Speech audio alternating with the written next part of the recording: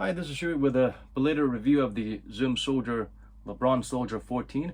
They weren't officially released in Korea for some strange reason, but they went directly to outlets, discount aisles a year later, here in 2021. It was released in 2020.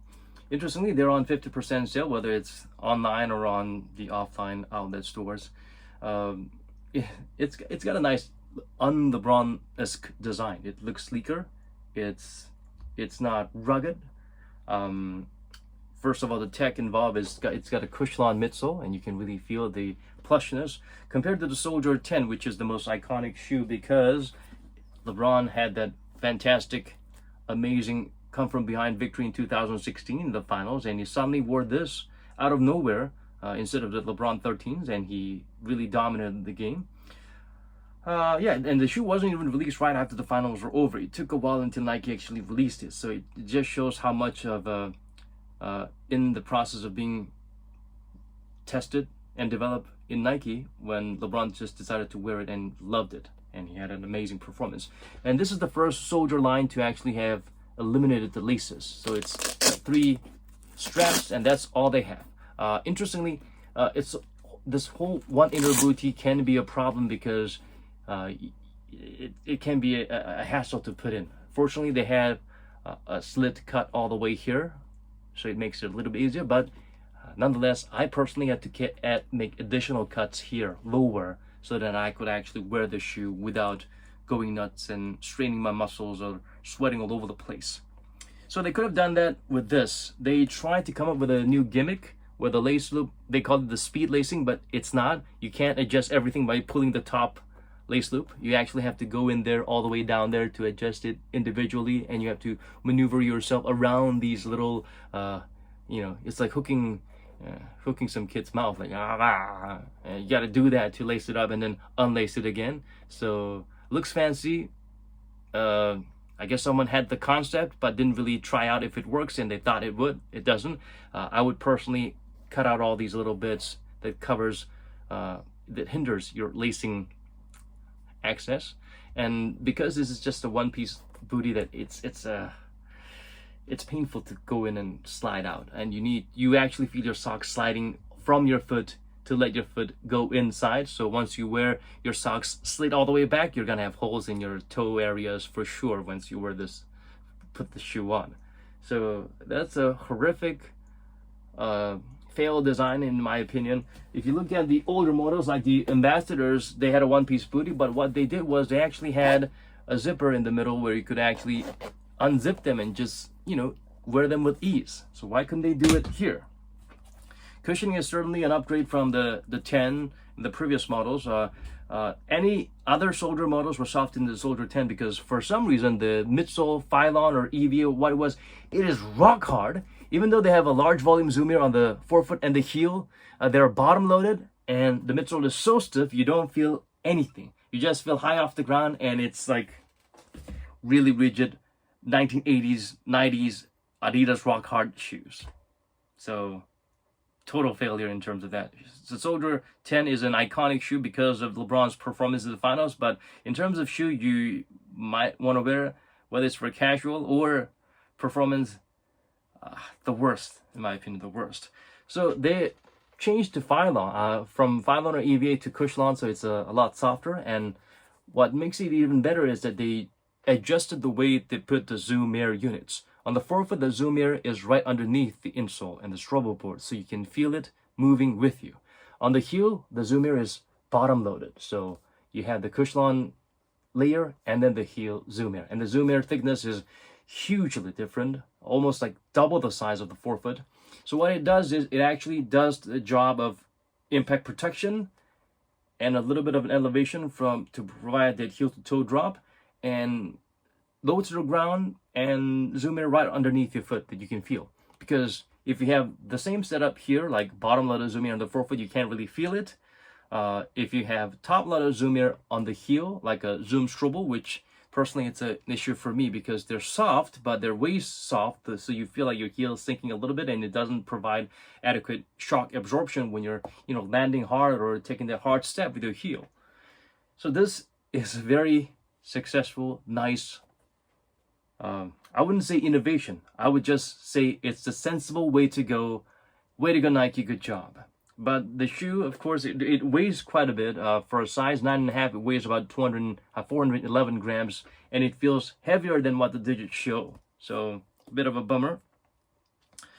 The upper material it looks like carbon, but it's just knit.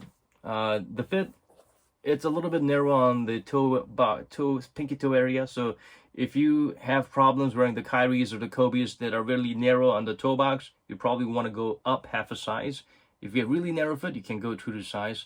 The toe box area is not crazy wide, but it's not very sleek and flat either. So there's a little bit of room here. So if you're sensitive about that, it's a little bit of an in-betweener. It's not huge enough to provide relief for those people with clunky, Shrek-like, thick foot. It's not low enough to provide that nice grip for people who like that fit and people who have really thin foot. So it's an in-betweener. So that's something you might want to consider. Ventilation, they do seem to have sort of like a window here and some perforation on the tongue area, but it's not great. The neoprene hugs your foot and it's pretty thick, so it's one of the hottest shoe out there, not in terms of the looks, but in terms of the temperature inside. The heel cup is there to get the job done, and there's an extension of the outsole here, all the way here, to provide that level of rigidity and stability. This little side panel, it really helps as an extension of an outrigger, so it helps to provide a good level of stability. So this is a very welcome addition. Kind of reminds you of the Pippin 2, but it's better than what we have in the Pippin 2. It actually works.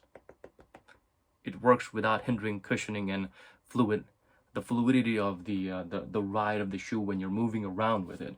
The outsole pattern is very much similar to the LeBron 17. So if you experience some problems in terms of your basketball style, you felt that this type of pattern does not provide the traction or the grip you need, you might want to reconsider getting these. But if the LeBron 17 worked for you, this will work for you.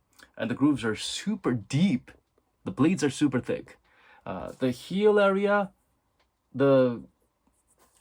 interestingly, this 45-degree herringbone traction actually works really well on the heel.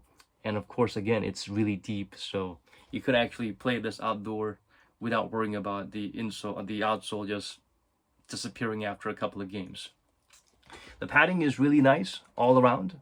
The heel cup is there. The insole is a pretty thick ortholite type of material, but you can't remove it, so don't try it. I tried and I almost felt a little bit of a tear in the mid chunk of the insole, so don't try. Just wear what it's given, because overall it provides a very decent cushioning. We've not had Zoom here in the forefoot and the heel with Cushlon, two separated cushioning with the Cushlon midsole. We've had KD14 with a full-length Zoom Strobel and a Cushlon. We've had Kobe Protos, which had cushioning on the forefoot and nothing on the heel, just Cushlon, and made us pretend to believe that it's the same as the Kobe 5 Originals, where we've had a Zoom Air unit which was pretty thick in the heel, which is lacking in the Proto. So all in all, I think this is a really nice, decent basketball shoe. The cushioning setup in terms of Nike kind of missing out the basics and losing out on the fundamental basic techniques they should have remembered, that heel, unique shock absorption, forefoot, you need comfort and a level of support as you cut through and move around to prevent blisters.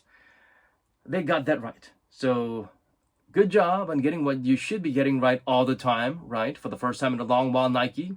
And if you really like this shoe, and if you want to wear them, and if you want to lace them out and loosen them out properly, you will want to cut these out. You will want to have a bit of a cut somewhere, whether it's in the center or on the side, to help with the painful insertion process of the shoe. And also, when you have thick neoprene inner booty, if it's black, try to wear black socks. If it's white, try to wear white socks, because otherwise you're gonna have little, bits and pieces of white flakes or black flakes that's in the contrasting colors, constantly reminding you of the mistake you made, staying there with you forever. Yeah, and again, it's on 50% discount. Definitely worth that price. The retail price was Also not too bad. But downside is, of course, it feels a little heavy, even heavier than what the digits show. Again, a decent model by Nike. I wish they would use this as a compass for the future models they work on for Nikes, without being too fancy, without trying to focus. And we've got, you know, a new type of Zoom triple turbo on the forefoot and nothing in the heel. But the Zoom triple turbo on the forefoot, just don't do that. We need the basic cushioning for the heel and the forefoot. So yeah, it's strange though. Somebody do please educate me on why the LeBron lines suddenly they've changed from the ambassador to the witness. I don't know what the future holds for LeBron's done. I guess he has a good 2 or 3 year left in terms of being an active and influential player in the NBA. And let's see what the future holds for the sub LeBron lines.